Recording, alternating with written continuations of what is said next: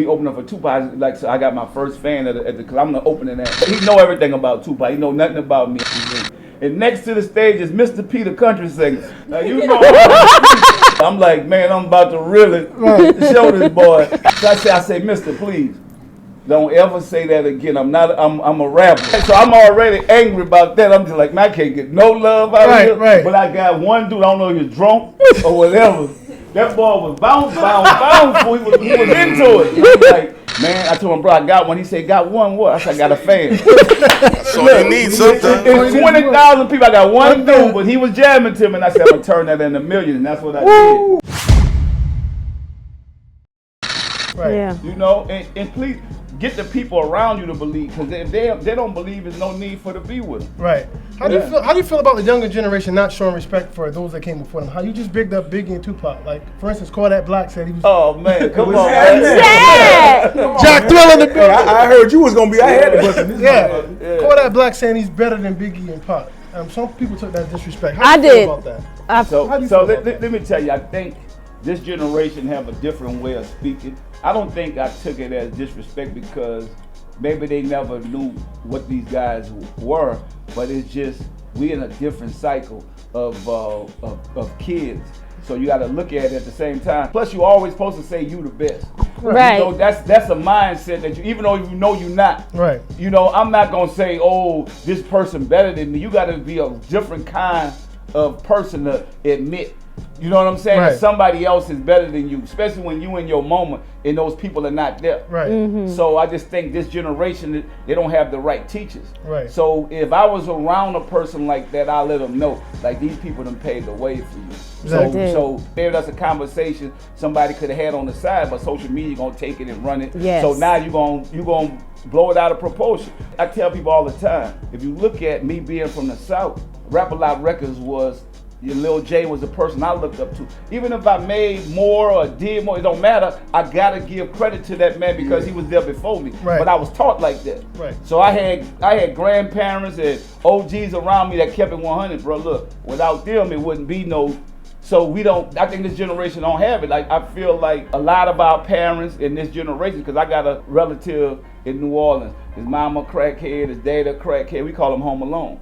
You know what I'm saying? So it's like, so we got a lot of that now to where our parents is getting high, they don't even have time to raise us. But me talking to Kodak, I think he got a good head on his shoulder, and I feel like he's one of the ones that's gonna be all right because he been through a lot. And now I think the frustration is about, how do I make it? You so big on social media, you're so talented. How do I get that real money like we got? Right. So it's like it's hard to knowing you that big and that money ain't coming in. Yeah. Right. Think about Yes. it. So you know, like these record companies done locked our generation up in all these.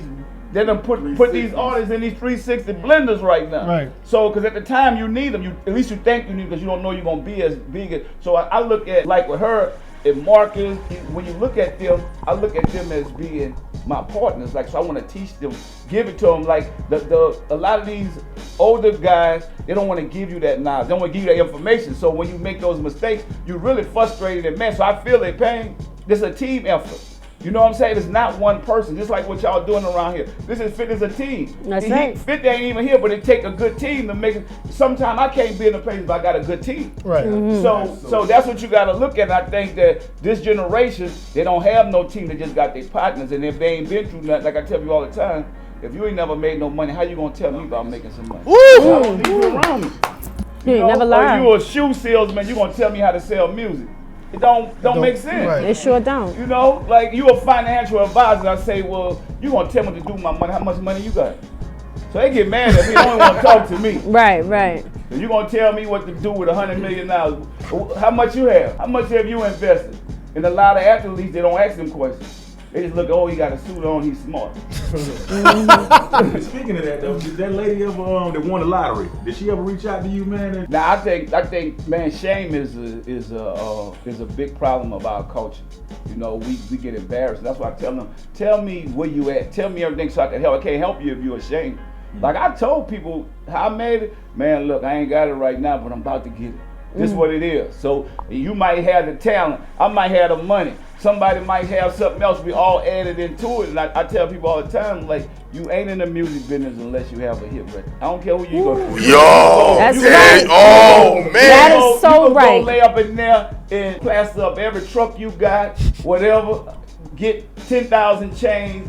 That shit don't mean nothing if you ain't got no hit record. I don't care if you the biggest D-boy out here in the world. All you doing is losing your money because if you don't have a hit record, you might not want to like it, but guess what? That's the Go truth. rap every bus, every call, whatever. If you ain't got no hit record, you wasting your time and your money. You should be thinking about it. Wow. When I was in the streets, I Tell ain't about 'em. to do that. When I'm investing in something, it gotta be that I'm gonna be able to get my money back out of it. It ain't gonna take me down. I tell all my partners, like, man, y'all wanna get in the music business because we made it in there, but we was passionate about it and we had a hit record. Yeah, I'm hot. Yeah, you hot, cool. Well, put your own money up. That's what I did.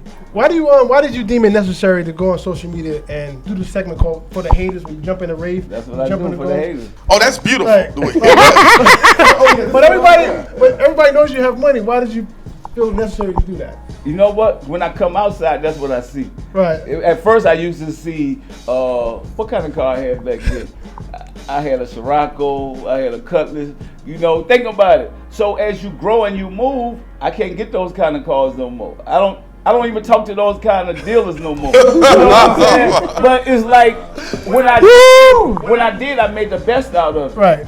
You know, but I don't ride like that. So most of the time, I ride in my truck. But you know, sometimes it's the sun out in California. You know, I go jump into something because I work for it. You work for it. That's tell you, right. I sold 100 million records. What you want me to run? You know what I'm saying? I ain't even show them all this stuff. That was just, you know, like.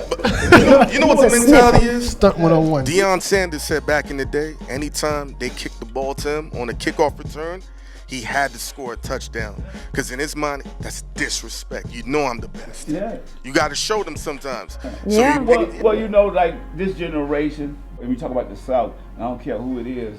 If it was before me, it was Rap a Lot. It was Lil J. After me, I taught this generation how to eat Facts. money. Facts. You know what I'm saying? So for me to be able to still do it, but you might think it's done. I just want to show them how to have that staying power. So not just be an overnight success. You know, you're an athlete. You hear your 2 years up is over. Now you got to go and catch the bus. No, we don't have to do that. If we work hard and we use our mind, we can't live like this forever. You know what I'm saying? We can't take it with us. I'm not into materials. That's the thing. I'm not into, you know, oh, I got to have a house. I can live in a regular apartment. It don't matter to me because where I come from nothing. But now that I'm able to show people that, man, I was once that dude that y'all thought that wasn't gonna have nothing. Right. 20 years later, look, I'm still here because of hard work, having faith in the man up above, and doing what's right. Because you can't live like this for that many years if you're not doing what's right. That's right. Like, this is how we live because we did the right thing. So if you do the right thing, you can live like this. You do the wrong thing, you're gonna be dead or in prison. Right. So we're not running around. If I come to a club, I'm coming to get money. You know, if I gotta go do something, but I'm also in the community. You can look at my house and my cars, but look at them. I've been 18 years in 20 different hoods giving back. Right. So that's why I'm able to do that. You know what I'm saying? It's like the band has blessed me because I'm always thinking about the next generation, and I don't mind taking underdogs and giving them out, putting them in movies, making sure they music, you know, giving them business, giving them jobs. Right. That's for hard work. Because if I'm not successful, I can't do that. Right. Okay. How did you originate your signature? Nah. Where did that come from? Like, That's really like all the pain I went through. Like when I lost my brother, and I experienced, you know, so much pain, so much debt growing up in New Orleans, and that was my battle cry. That, you know, instead of crying, like, cause we from the South, we don't cry at funerals. You know, we second line, we dance, we celebrate. And that's the way that I was able to get off some of the anger and pain that I was dealing with. So and that's basically where that came from. And I always thought I wanted to wake up the music industry. Right. You know what I'm saying? Right. Like that whole military vibe, Right. like that whole soldier thing. That's what I felt like. That's what I wanted to do. who's that young gunny you got right there? Man, that's Marcus Clay. Come here, Marcus Clay. Yo, you got some bars for This Is 50 right now, man? What up? This is Marcus Clay, H-Town's finest. Tried to get accustomed to wicked ways of the world. I'ma keep on busting with bullets making a swirl. Twist niggas and dismiss niggas for dissing. I separate myself cause they don't understand my vision. I'm not slipping. I stay 10 toes behind mine. Close the curtain doors, I'm spitting blinding chimes. I rewind the time when this rap shit was real. When Killer Be Killed was it. And if you fail, you was sent to the darkest pit. The real niggas like, man, fuck it, I'm off this shit. You fake niggas, I can't trust you. I shake you like Parkinson's. I thought I'd let you motherfuckers know who Marcus is. Real rap, still Mac or the M16. Peel caps with words, I misplaced your spleen. Everybody wanna figure how this shit is inside me. I made a promise, never let a nigga define me. Can we get something light from the OG, man? Come on, man, let's go. Look, man, this Master P and I'm kicking it on 50.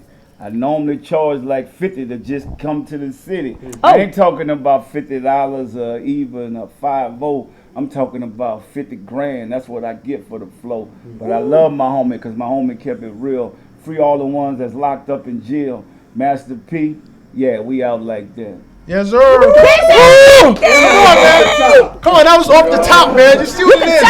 This is 50.com.